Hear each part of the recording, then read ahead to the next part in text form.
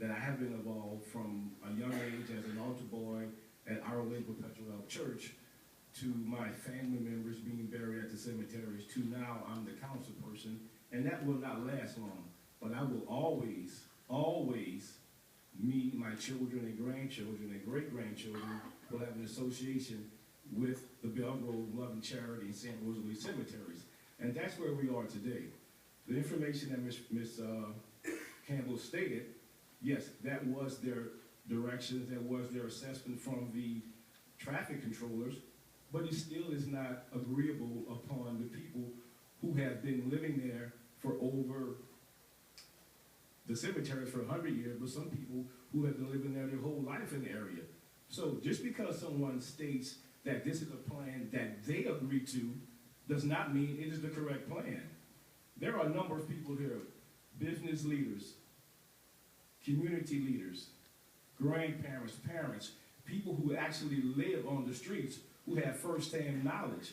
The information that Ms. Campbell had in the traffic control comes from one assessment of one funeral.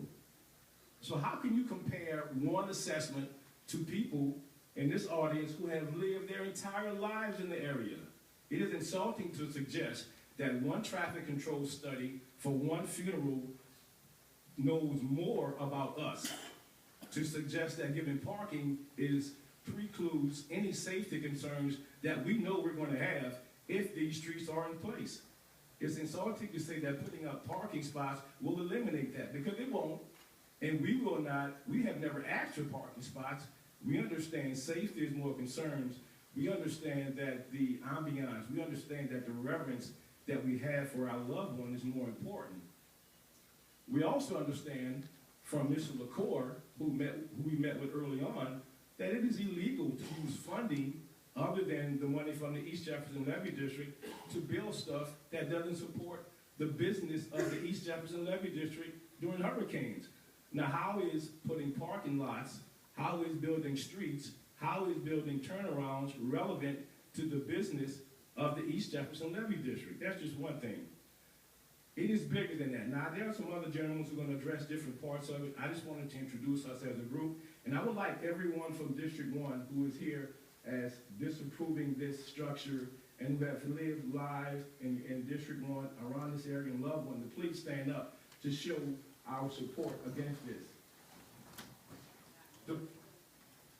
Thank you very much. The problem is the East Jefferson Levee District and other people from even our own city has dehumanized this. This isn't about streets or parking lots. This is about people in a community that cannot ever be represented on a piece of paper. We understand it perfectly. We understand the reverence of when our loved ones died, that there is parking that we have done for 100 years with not one registered traffic or safety concern.